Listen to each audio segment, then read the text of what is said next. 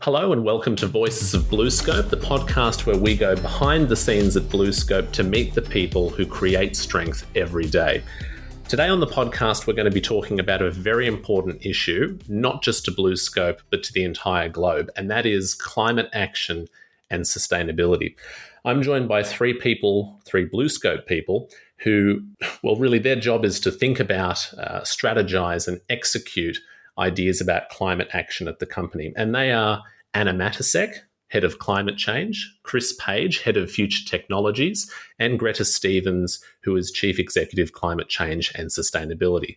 Thank you to all three of you for joining me on the episode today. Hi, Martin. Now, to kick off, I'd like each of you to introduce yourselves, maybe say a little bit about your role to give people some context, and we'll go alphabetically by first name. So starting off with Anna, then Chris, and finally Gretta. Tell us a bit about yourselves and what you do at BlueScope. Yeah, thanks, Martin. So my name's Anna Matysek. As Martin just indicated, I'm Head of Climate Change at BlueScope. So on a day-to-day basis, I guess I look after, from a corporate perspective, the company's climate change strategy and various aspects of execution, as well as some of the policy and engagement aspects as well. My role is coordinating across the various business units as well as corporate. We had a big role in pulling together the BlueScope Climate Action Report, which we published last September, as well as working at the moment with Chris and others on some of our partnerships, including partnership with Shell and with Rio Tinto. Hello, I'm Chris. I'm the Head of Future Technologies. The role that I've got is about trying to discover and develop the technology pathways which will help BlueScope decarbonise, particularly its steel-making operations, but also the non-steel-making operations, or the midstream cold rolling, metal coating, painted sort of operations. But within that, we've got to find a pathway to develop technologies that don't exist today, and then find ways to implement it. BlueScope is not just waiting for that to happen, but we're participating and making sure that we will be ready for the transition when it's required. Hi everyone, I'm Gretta Stephens. So as Martin said, I'm Chief Executive of Climate Change and Sustainability. Chief Executive of Climate Change is a new role for BlueScope, and we're one of the first companies in our field to have a role of this type. And it was created in recognition of just how important climate action is for BlueScope. This is an existential threat, not just to our company, but our industry. So it's something that we really have to get right. My role in this is to lead my exceedingly capable team in this regard and make sure that both climate change and sustainability have a strong voice at the executive lead team level and create alignment and integration of what we're doing with all of the other corporate functions to make sure that we're really living our purpose and building climate change and sustainability into everything we do at BlueScope. Thanks to all three of you for the introductions there. That's really handy context for everyone.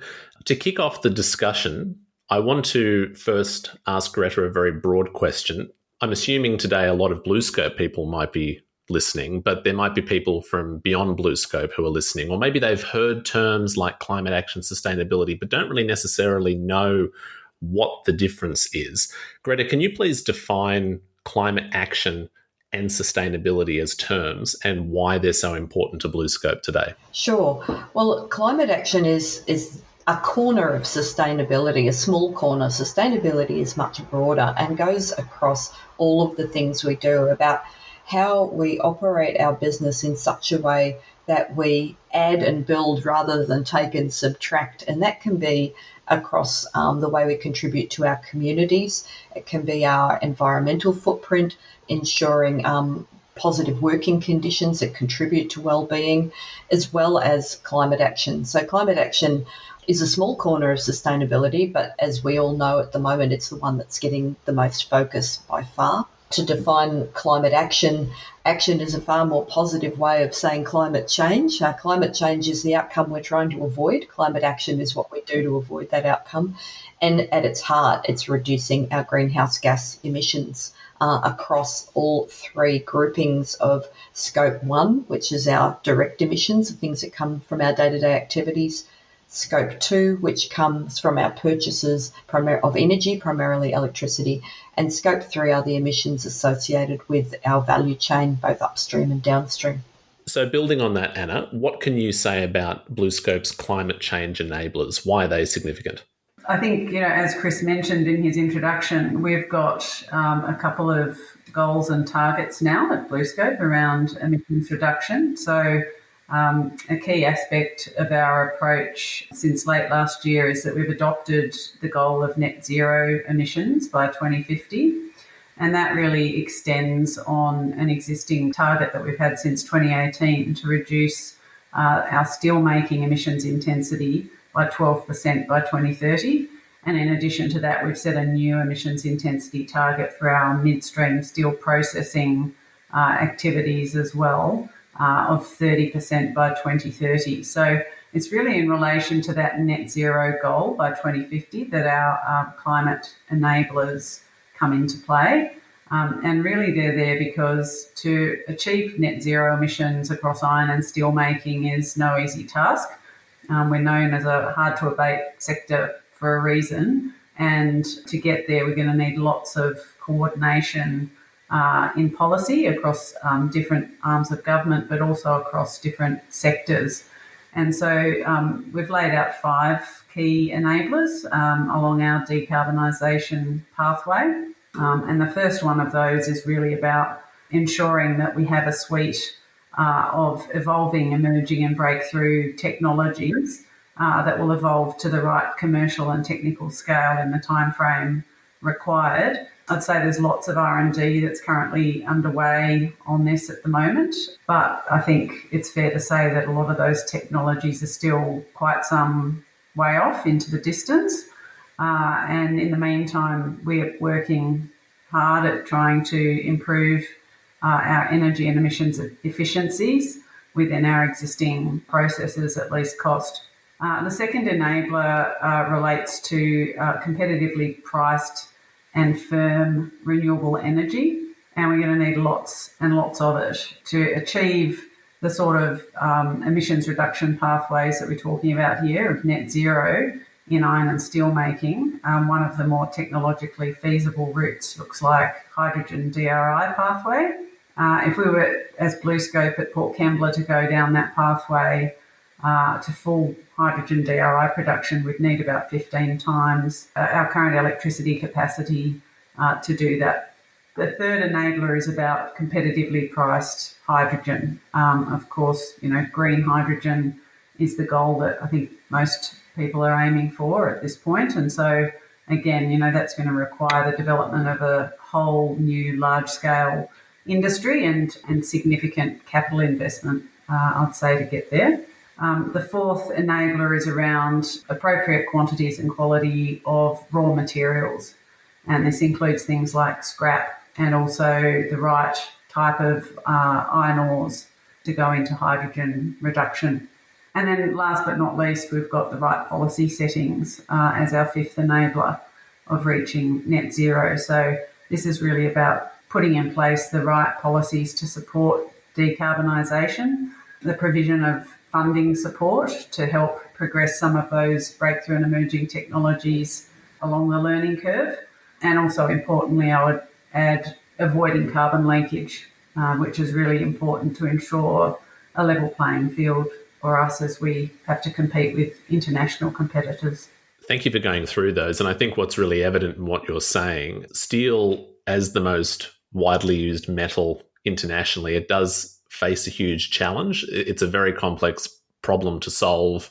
There are tightly interwoven supply chains. We're working with lots of different stakeholders. There's technology to review now and for the future. And you did talk about technology very specifically there, Anna. Shifting to Chris, you are head of future technologies. Building on the things that Anna was just talking about, what are some of the things that we're working on right now? And where do you see iron and steel making going into the future, maybe like the 2040s as we approach 2050?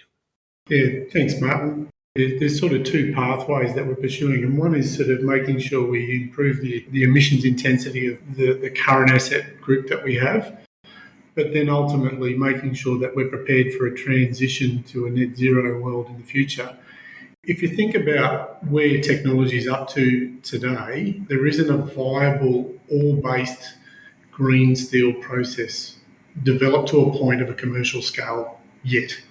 And what's critical about that is that we, as a sovereign producer in Australia, the main producer of steel in Australia, we need to be able to maintain that supply chain through to our customers throughout that whole transition period for the industry.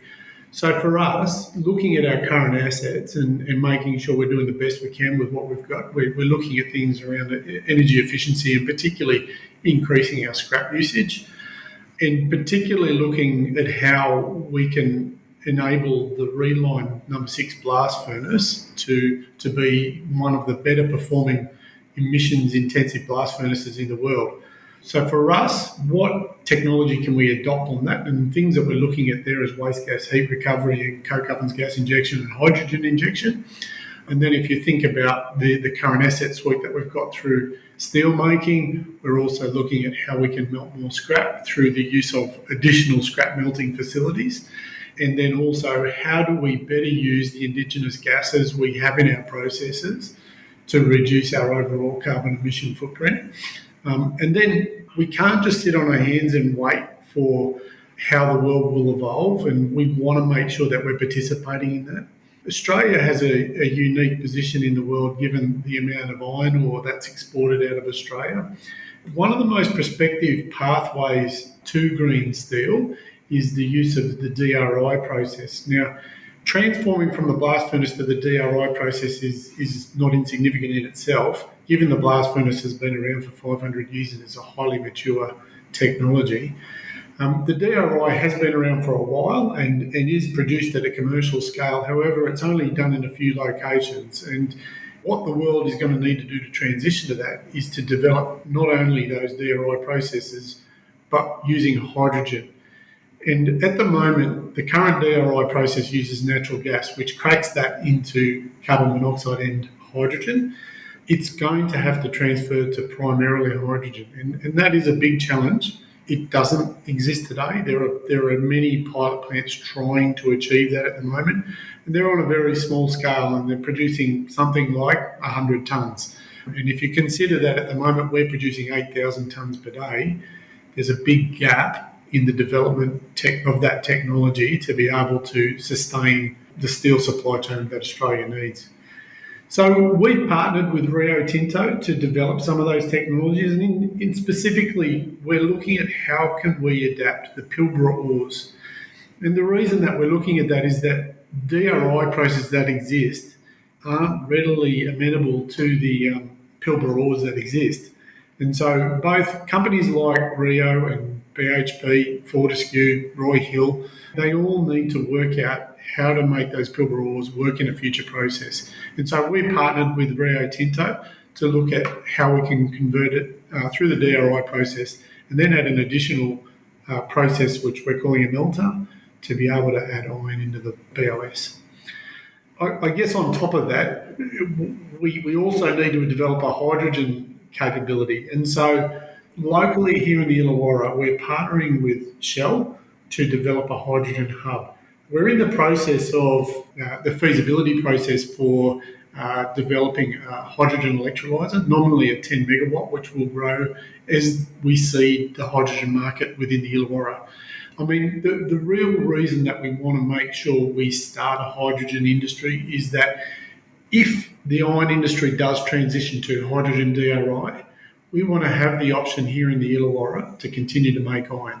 So for us, seeding that hydrogen industry, which at the moment is not economic, particularly for the steel industry, is critical. And we intend to sort of build a 10 megawatt electrolyser in the next few years to make sure that we develop all the options around hydrogen so that the Illawarra can continue to make iron in the future. So another target that we're seeking to achieve through our technology development is 30% reduction by 2030 of our non-steel making assets. And that's a real global sort of initiative where we've got particularly metal coated and painted assets, not just in Australia, New Zealand, but America and Asia as well, to sort of contribute to their carbon footprint too. So the main sort of aspects that those businesses are concentrating on to deliver a better outcome is through how can they get their hands on electricity, which is a lower carbon content, but also how can they improve the efficiency of their processes to make sure that the carbon intensity of their processes are improved. And so things around furnace management and product development will be critical in sort of making sure those businesses are also contributing to BlueScope's overall carbon reduction efforts. That's very comprehensive. Thank you. And I like the focus on the Illawarra there. I also want to ask you, Chris, about the topic of scrap, because I know that Anna brought it up as well. Naturally, scrap is used in our steelmaking processes, but BlueScope is a global company. We have various different divisions and departments and brands running all over the world. Can you talk a little bit about the role of scrap and maybe its varying use at BlueScope? Sure. I guess the great thing about scrap when you talk about green steel is that it's already had a free ride through the blast furnace at some point in its life. So the carbon is embedded in that product. So when you reuse scrap, it's essentially carbon free. So worldwide, all steel companies are looking at how they can increase their scrap input.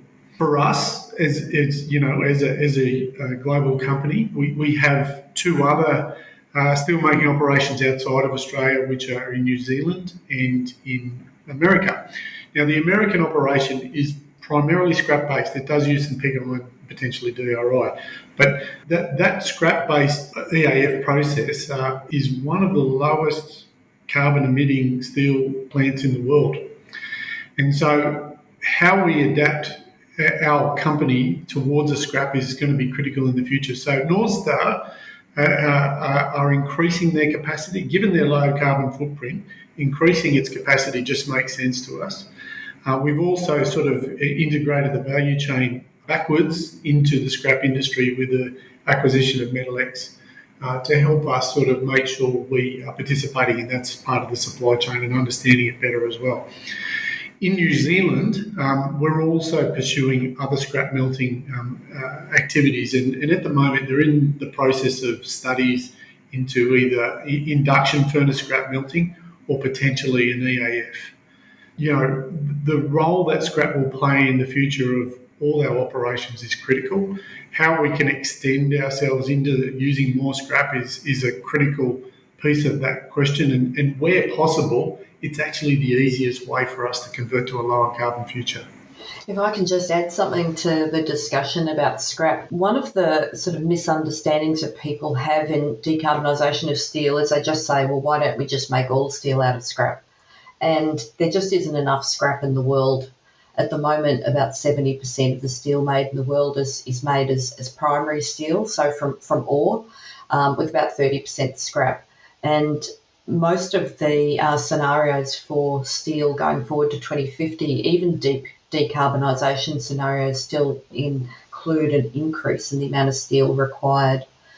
So, you need steel to build wind towers and solar farms and things like that. So primary steel making is still going to have a role in a decarbonised future, potentially up to 50%. The only thing we can do to really increase scrap use is to increase scrap recovery. Scrap recovery is really high already in developed nations. Australia, New Zealand, US recover a lot of scrap. So really the only opportunity to dramatically increase the amount of scrap is to increase recovery rates in emerging nations. China can improve its recovery rates and it's part of their plan. And the other thing we can do is to look at better separating scrap streams to basically try and get the contaminants levels down, particularly copper, so we can use more of the available scrap pool. Thank you for that extra information, Gretta. What are some of the things the different stakeholders can do to support this transition, whether it be employees, government, customers? What can everyone do to help? Yeah, that's a broad question. Certainly, maybe if I just start at the customer end. Sure.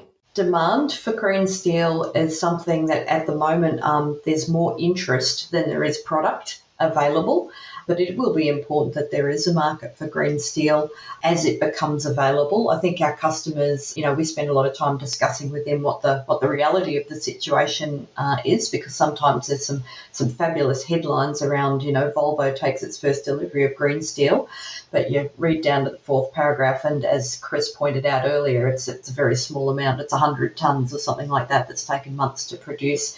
So I think just understanding what customers can do at the moment, which is around really clever design with steel, designing for longevity, reuse, and accounting for the full life cycle benefits. Obviously, our employees have a massive role to play. Everybody, every day, has something that they can do to reduce greenhouse gas emissions, and there is a bit of a tendency that we all feel a little bit too small in the face of this global problem. But, many little raindrops make a storm, as they used to say in play school. So, everyone can do something. And the people, that work in our operations, that run the processes and maintain our processes, process efficiency is what we do. We're constantly trying to reduce our use of energy. Once upon a time we just did it to save money, and now we're trying to do it to save the planet as well and to reduce waste. Looking upstream, our outside stakeholders, investors and banks and capital need to support companies that are making an effort to decarbonise. Withdrawing capital from companies that have big capital requirements to decarbonise doesn't actually save any greenhouse gas. Could make your portfolio look a bit tidier, but we actually need support from investors to do this. And, I think our investor base of BlueScope are very, very receptive to our decarbonisation plans. And finally, I think Anna touched on it before, what we need from government is supportive public policy that supports the investment that we need to make in decarbonisation, that helps to maintain a level playing field so we're not perhaps undercut by higher greenhouse footprint steel coming in from other countries. Decarbonising the steel industry is not just for the benefit of the steel industry. Australia needs it. The world needs it. And what we're seeing around the world is a substantial amount of financial support coming from governments to accelerate the transition. Because as Chris said earlier, a lot of the work that we're doing is actually pre-economic. We're starting to invest in things that actually don't have a return because we want to get on the front foot. But the only way to get this done early is by everybody participating in it. So speaking of getting on the front foot and defining BlueScope's direction, Gretta, what can you tell us about each of the sustainability outcomes that the company has put forward? So BlueScope has 5 sustainability outcomes. These are well discussed in our annual sustainability report. And what they do is they represent what the highest priorities are for BlueScope in terms of sustainability. And we source that from engaging with our stakeholders, including our employees. So I'll just go through them quickly. We've got sustainable growth and transformation, and that's about making sure that our business stays strong, continues to earn income so we can endure. With good governance, spending our capital wisely, and transformation about, just lifting and changing for the better the way we do things, both in our operations but also with people. Safe and inclusive workplaces, everyone will recognise as critically important. Safety is a core value of BlueScope and has been forever and will continue to be, but we extend that now into well-being of people and healthy workplaces as well. And this sort of maps across into sort of psychological health and well-being, which is where the inclusion comes in, making sure that we're a welcoming and supportive environment for every kind of person that wants to work with us. The third one is climate action, and I don't think I need to say anything more on that because it's what we've been talking about. Fourth is responsible products and supply chains. So making sure that where we're sourcing our inputs from companies and sources that share the same values around sustainability and human rights as we do, and that our products are things that we can feel confident about sending out to the world, that our customers want sustainable supply chains as well. And finally, strong communities is the other one, and that's about being a responsible employer in our community, providing the kinds of intergenerational, multi-generational jobs that we do, training, respecting local values and sharing our success. And I think you can look to all of our operations as being sort of the central hubs of vibrant communities involving all of our contractors and suppliers as well. BlueScope clearly is doing a lot across a lot of different streams to realise this strategy and take us into a positive direction in the future. I'm sure all three of you will have something to say about this, something to contribute, but I'll start with Anna. Recently, in 2022, BlueScope's Port Kembla Steelworks was recognised with Responsible Steel certification, and broadly as a company was named a Sustainability Champion for 2022 by World Steel. Anna, what can you say, and feel free to jump in, Chris and Gretta, what can you say about this recognition from each of these two organisations and what it means for BlueScope? Look, I think it's absolutely fantastic that we've managed to get that recognition from both of those entities. Obviously, Responsible Steel and the Sustainability Champions is much broader than just climate change and what we're doing on climate action, but I would have to say that, it does form a significant component of each of those areas of recognition. As we, take our climate strategy forward, I think it holds us in, really good stead to start to show that, we are positioning ourselves to be a leader in this space. And I think that the type of activity that we have going on, both with respect to our existing operations and the long-term ongoing efforts that have been put in place there to decarbonise, not only our steelmaking facility here in Port Kembla in New South Wales, but also over in Glenbrook in New Zealand, and of course the expansion of our North Star facility over in Delta, Ohio, really sort of demonstrates that we are, trying to take a lead in this space. And then beyond that, as Chris has mentioned, there's a whole suite of technologies and programs of decarbonisation support that we're looking at to make sure that we can meet our net zero goal by 2050 into the future. So I think it's fantastic recognition, and there's a lot of people around the business who have been doing a lot of work over many, many years to achieve it.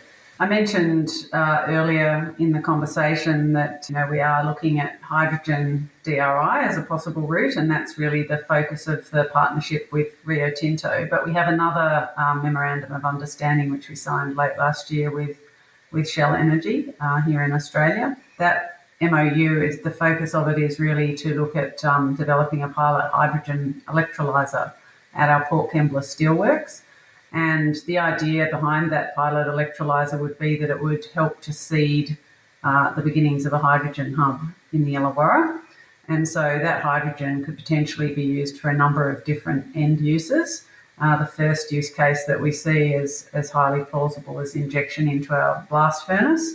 And ultimately, if you can ramp that pilot up into sort of a more commercial scale proposition, you could actually reduce a significant amount of CO2 emissions from the blast furnace into the future. But there are other end uses for that hydrogen as well. So not least, it could potentially be used in the hydrogen DRI pilot that we're looking at with Rio.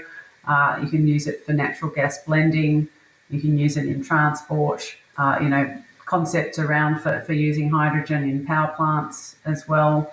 And of course, we've got, the potential for an export market there as well, given our port facilities at Port Kembla. So we're working closely with Shell on that, and certainly looking at bringing in other partners as well to build out that concept and really sort of start to work in collaboration cross-sectorally to get a hydrogen hub up and running that creates the commercial environment that one needs to sort of start to get hydrogen off the ground. Because, of course, it's quite a fledgling industry. There's no real market for hydrogen as it currently stands. And so we've sort of got to take these things one step at a time. And whilst we've got ambitious plans for the future, at BlueScope, we think we have to walk before we run. And so we'd like to sort of start small, learn as much as we possibly can, and then build upon those early building blocks to move into something more ambitious, over the next decade or two.